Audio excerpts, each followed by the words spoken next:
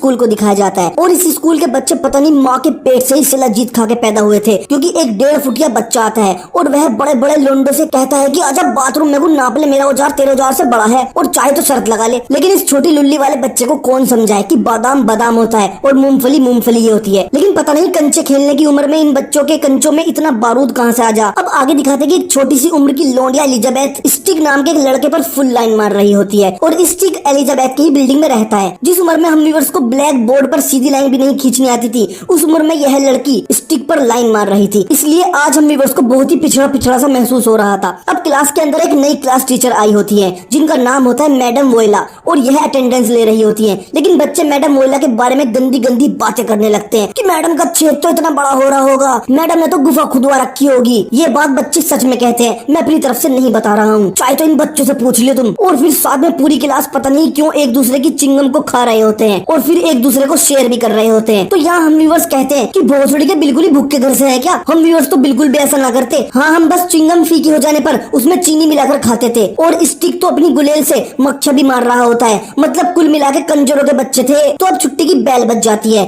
और सभी बच्चे क्लास से जाने लगते हैं, लेकिन मैडम वोयला स्टिक को क्लास में ही रोक लेती है। तो यहाँ हम व्यूअर्स कहते हैं कि लेकिन नहीं, ऐसा नहीं होता। मैडम वोयला बहुत ही शातिर होती है, बच्चे उनके पीछे क्या कर रहे थे वह सब जानती है। तो स्टिक ने एक पेपर पर कुछ गंदी बात भी लिखी होती है, तो मैडम वोयला स्टिक से पेपर दिखाने के लिए बोलती है। तो स्टिक कहता है कि रहने तो मैडम, आपके मतलब की चीज ना है। तो मैडम वोयला कहती है कि मेरे ही मतलब की चीज है, जल्दी दिखा तू। तो जब मैडम पेपर में पढ़ती है तो उसमें लिखा होता है कि औजार योनि के अंदर कितनी बार अंदर बाहर होता है और नीचे ऑप्शन भी दिए होते हैं और बताने वाले को इनाम देने का भी इंतजाम किया होता है। लेकिन मैडम वोयला स्टिक को कुछ नहीं कहती, वह हल्की सी प्यारी सी मुस्कान दे देती है। लेकिन वह स्टिक से मारी हुई मक्खियां साफ करवाती है। तो स्टिक मक्खियों का कचुम्बर साफ करने लगता है, लेकिन वह कचुम्बर साफ करते करते मैडम की ब्रा का नंबर भी देख रहा होता है। लेकिन मैडम वोयला उसे देख लेती है तो स्टिक एकदम से परे मुंह कर लेता है और फिर कचुम्बर साफ करके क्लास से बाहर चला जाता है। अब मैडम वोयला ने उसे काम में लगा दिया था तो वह अपने घर लेट पहुंचता है और अपनी मोम से बातें करने लगता है। और अपनी मोम से बातें करने के बाद वह अपने घर से बाहर आता है तो उसे घर के बाहर एलिजाबेथ मिलती है जो स्टिक पर भर भर के लाइन मारती थी। लेकिन स्टिक बेचारी एलिजाबेथ को भाव नहीं देता था और कहता है कि मैं थोड़ा जल्दी में हूँ। तो इस पर एलिजाबेथ कहती है कि हाँ, तुम्हें मूवी देखने जाना है। तो स्टिक वहाँ से चला जाता है। लेकिन एलिजाबेथ एक सच्ची लवर थी, वह स्टिक के हर काम पर नजर रखती थी। तो अब स्टिक मूवी थिएटर में पहुंच जाता है और जहाँ व्यूअर्स और एलिजाबेथ को लग रहा था कि स्टिक मजे से रोज मूवी देखने जाता है, लेकिन नहीं, वह थिएटर में चॉकलेट बेचता है कि ले लो चॉकलेट वाले KitKat, dairy milk, butter finger, dark chocolate, sneaker, मंच, पर्क, मस्कीटर्स, मिल्की वे। लेकिन बेचारा स्टिक की एक ही चॉकलेट बिकती है। तो अब अगले दिन क्लास का सीन दिखाया जाता है जहाँ स्टिक एक लड़के से पूछता है कि गैंग बैंग किसे कहते हैं। तो वह लड़का बताता है कि सामूहिक संभोग को गैंग बैंग कहते हैं, जहाँ 7 से 8 काले मुस्टंडे एक अकेली गुलाबी चिड़िया पर अपनी बंदूक से हमला करते हैं। तो इस बच्चे की बात से व्यूअर्स को कंफर्म हो जाता है कि वाकई इस स्कूल के बच्चे माँ के पेट से ही शिलाजीत लेकर आए थे। अब आगे दिखाते हैं कि स्टिक क्लासरूम में अकेला होता है और वह मैडम वोयला की टेबल से डिक्शनरी निकालकर और उसके अंदर गंदी किताब रख के पढ़ने लगता है। लेकिन यह डिक्शनरी की सारी किताबें मैडम वोयला की जान थी, वह अपनी जान से भी ज्यादा इन्हें चाहती थी। तो अब क्लास के अंदर मैडम वोयला आती है और स्टिक से पूछती है कि क्या कर रहा। तो स्टिक कहता है मैडम, मैं वो ये देख रहा था कि कौन सा देश कहाँ पे। तो फिर स्टिक मैडम वोयला की डिक्शनरी उनकी डेस्क में रखने लगता है। तो वह मैडम वोयला की नंगी टांग को देखकर उस पर प्यार से हाथ फेर देता है, लेकिन मैडम वोयला इस पर कुछ नहीं कहती और हल्का सा मुस्कुरा देती है। तो इस पर तुरंत हम व्यूअर्स सोचते हैं कि फिर वाला चारी दिख क्या है। तो फिर स्टिक वहां से चला जाता है और फिर क्या था, फिर तो दोनों के बीच नैन मटक्के चालू हो जाते हैं और मैडम वोयला स्टिक को देखती रहती है और स्टिक मैडम वोयला को। तो स्टिक तो मैडम वोयला के घर जाकर भी उन्हें देखता है और एग्जाम हॉल में भी स्टिक राउंड ले रही मैडम वोयला के कुएं को छूना चाहता है, लेकिन वह कामयाब नहीं हो पाता और फिर स्टिक उस चेयर को खूब चूमता है जिस चेयर पर मैडम वोयला बैठती है। तो यहाँ हम व्यूअर्स से रुका नहीं जाता और हम व्यूअर्स एक कविता पढ़ते हैं कि टीचर से अगर तुम्हें कुछ भी सीखना है तो लगा लो उनमें ध्यान, जिस चेयर पर मैडम गान टेकती है उस चेयर में भी होता है ज्ञान। संभोग की रोज लगेगी हाजिरी और रोज कुचला जाएगा टीचर की कच्ची का फूल, दीवारें भी बोलेंगी ओए मोरी मैया और गूंज उठेगा पूरा स्कूल। तो इस कविता के बाद मैडम वोयला क्लास में पढ़ा रही होती है तो पता नहीं अचानक से मैडम वोयला की कच्ची में क्या खुजली सी मस्ती है। वह स्टिक से कहती है कि आओ बेटा मेरे साथ चार्ट रूम में चलो, वहाँ एक चार्ट लाना है। तो सीढ़ी पर ही मैडम वोयला स्टिक को अपनी मखमली बाहों में खींच लेती है और स्टिक को बुरी तरीके से चूमने लगती है। स्टिक भी मैडम वोयला को खूब चूसता है और फिर मैडम वोयला स्टिक का हाथ पकड़कर उसे चार्ट रूम में ले जाती हैं और फिर चार्टों के बीच मैडम वोयला स्टिक को बुरी तरीके से लिपट जाती हैं और उसे खूब चूमती हैं। लेकिन फिर वहां अचानक से मैथ टीचर आ जाते हैं, लेकिन मैथ टीचर को अपना नहीं पता होता,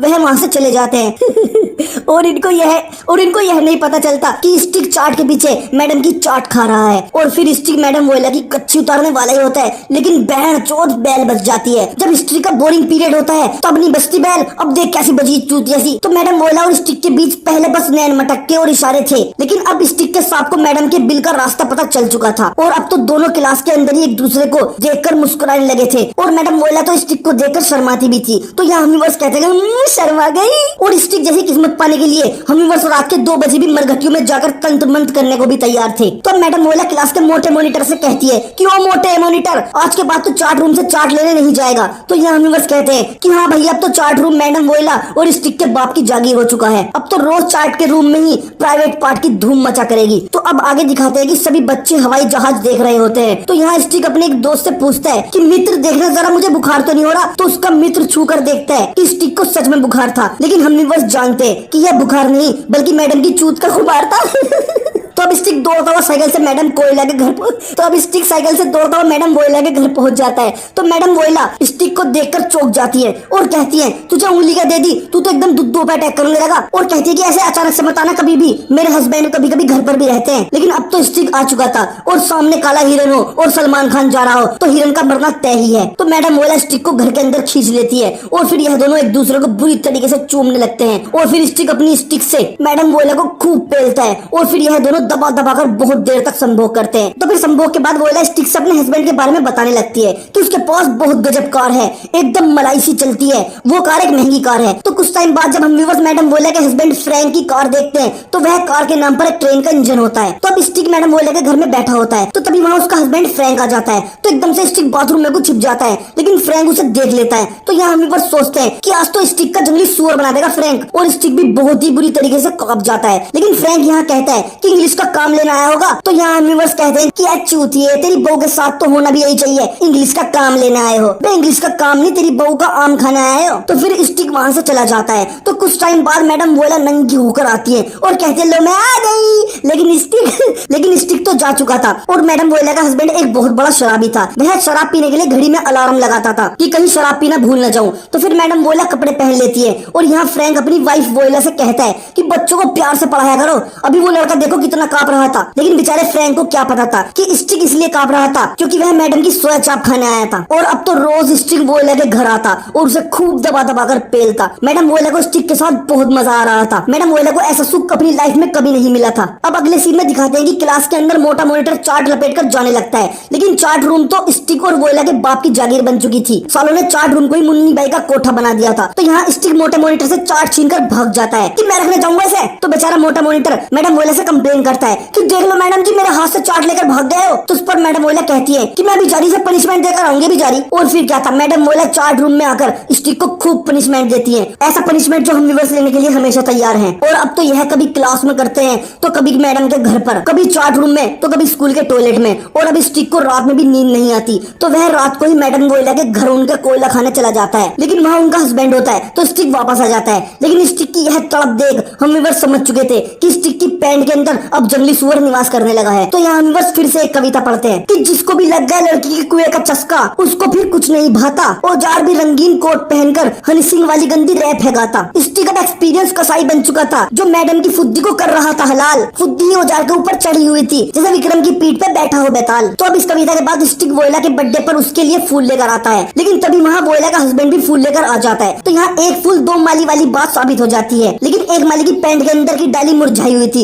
इसलिए एक यंग माली को मैडम वोयला के फूल की देख रेख करनी पड़ रही थी। तो यहाँ स्टिक और फ्रैंक के बीच खूब बातें होती हैं। फ्रैंक स्टिक से बहुत ही खुश होकर बातें करता है। तो यहाँ व्यूअर्स कहते हैं कि इतनी बातें अगर तू अपनी बहू से कर लेता तो शायद आज दिन कुछ और ही होता। तो अब आगे दिखाते हैं कि मैडम वोयला सुबह उठने में देरी कर देती है क्योंकि रात भर स्टिक के साथ हेरा फेरी जो की थी। तो स्टिक तो घर में ही सोता रह जाता है और मैडम वोयला स्कूल में आ जाती है। तो यहाँ पर मोटा मॉनिटर मैडम से पूछता है कि मैडम जी स्टिक क्यों नहीं आया। तो मैडम वोयला कहती है कि हाँ उसके आज पेट में दर्द हो रहा। लेकिन हम व्यूअर्स अच्छे से जानते थे कि स्टिक के पेट में दर्द किसने किया था। तो यहाँ मैडम वोयला को स्टिक का औजार लेने की इस कदर तलब लग चुकी थी कि वह स्कूल के इंटरवल में घर आती है और आते ही स्टिक के सामने अपने कपड़े खोलने लगती है और फिर से यह दोनों दबा दबा कर संभोग करते हैं और फिर मैडम वोयला स्टिक के औजार का पौष्टिक आहार खा जाती है। अब आगे दिखाते हैं कि स्टिक ने मैडम वोयला की मैक्सी पहनी होती है और वह किचन में आता है, लेकिन अचानक से वह पीछे देखता है कि वोयला का हस्बैंड फ्रैंक चीते की तरह बैठा है और वोयला के हस्बैंड फ्रैंक को देखते ही स्टिक को घर की विंडो से दिखता है कि यमराज की भैंस उसकी तरफ भागती हुई आ रही है, लेकिन नहीं, फ्रैंक यमराज की भैंस के अरमानों पर पानी फेर देता है और उसे स्टिक और उसकी बहू के बारे में सब कुछ पता होता है। फिर भी वह स्टिक को कुछ नहीं कहता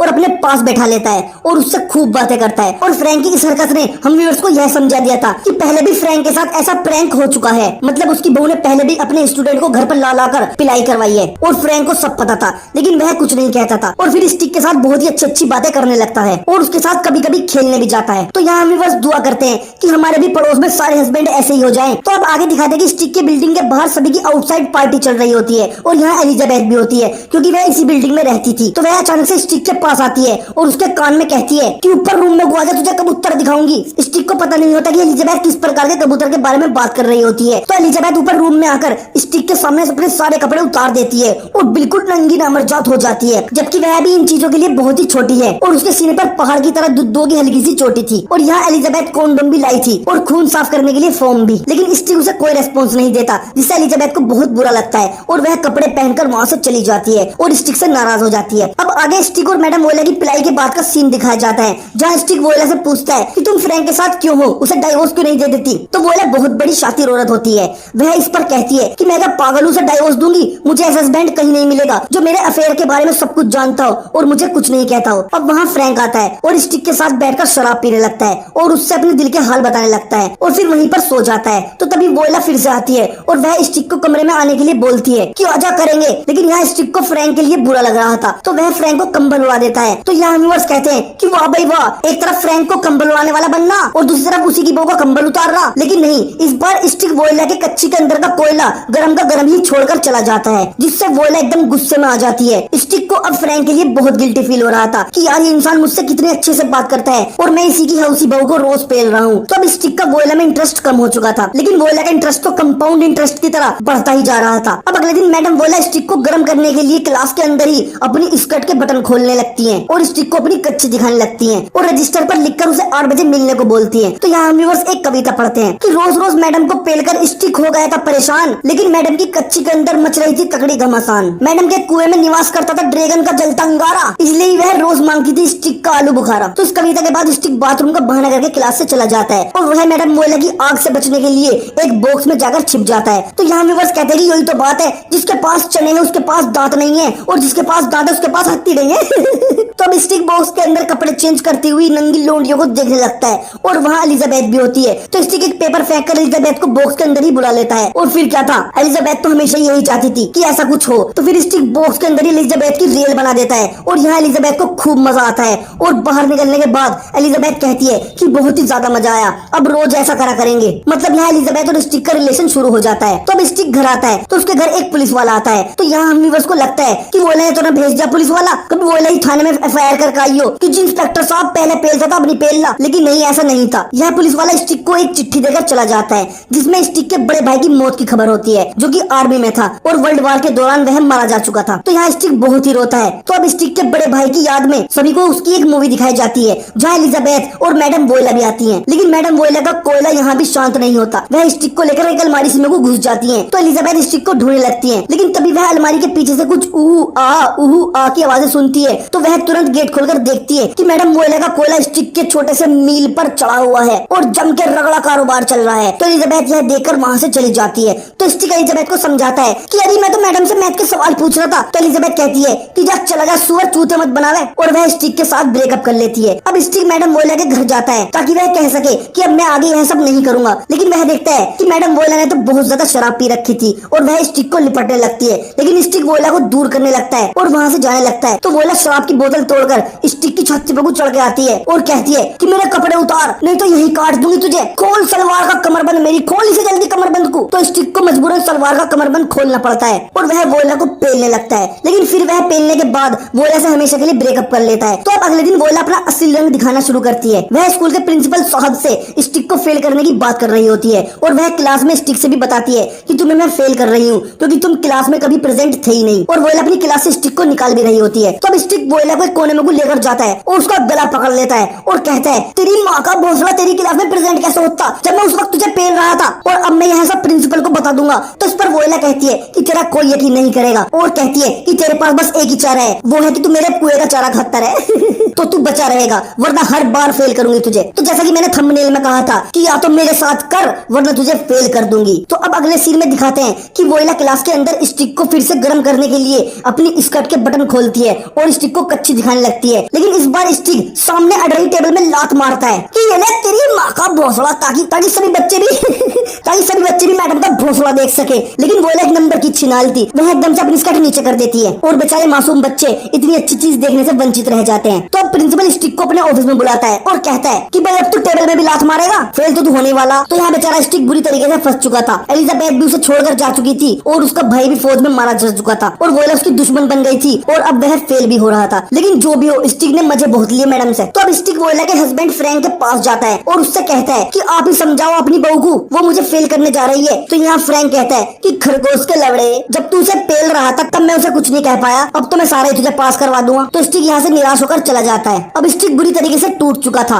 और वह थिएटर में अपने भाई की न्यूज बार बार देख रहा था और खूब रो रहा था। तो अब आगे दिखाते हैं कि स्टिक के बड़े भाई के साथ सभी सोल्जर का फ्यूनरल होता है और स्टिक अपने भाई को आखिरी अलविदा कहता है। अब आगे दिखाते हैं कि मैडम वोयला सभी का रिजल्ट बांट रही थी। तो मैडम वोयला स्टिक को उसका फेल होने का रिजल्ट देने के लिए बुलाती है। तो स्टिक उसके पास जाता है और उसे अपनी पैंट की चैन खोलकर अपने औजार के आखिरी बार दर्शन कराता है और कहता है कि ले आए ले मेरा औजार, मुंह पी ले। और फिर बिना रिजल्ट लिए ही वहाँ से चला जाता है, जिससे मैडम वोयला भुनकर राख हो जाती है। और फिर स्टिक मैडम से बदला लेने के लिए क्लास में जाता है और उनकी सारी डिक्शनरी वाली बुक्स चुराकर वहाँ से ले जाता है, जो कि मैडम वोयला की जान हुआ करती थी। और इसी के साथ यह फिल्म खत्म हो जाती है और हम व्यूअर्स के लिए कविता भी छोड़कर जाती है कि जरा हमें भी मिले कोई ऐसी मैडम, हम करेंगे इसकी मिर्गी का इलाज, मुठ मार के तोड़ देंगे इसकी कच्ची के अंदर की झलझली प्याज। आओ चलो बस भर के ले चलते हैं हमारी क्लास के लोंडे को इस स्कूल में, 10th क्लास का लोंडा ही कांटा चुबा देगा इस मैडम की कच्ची की योनी के फूल में। तो अगर आप मुझे इंस्टाग्राम पर फॉलो करना चाहते हैं तो लिंक डिस्क्रिप्शन में दिया गया है। और अगर आपको यह वीडियो अच्छा लगा तो प्लीज हमारी वीडियो को लाइक और शेयर जरूर करें और चैनल को सब्सक्राइब करना ना भूलें। तो मिलते हैं हमारी अगली वीडियो में ऐसी ही किसी और कहानी के साथ।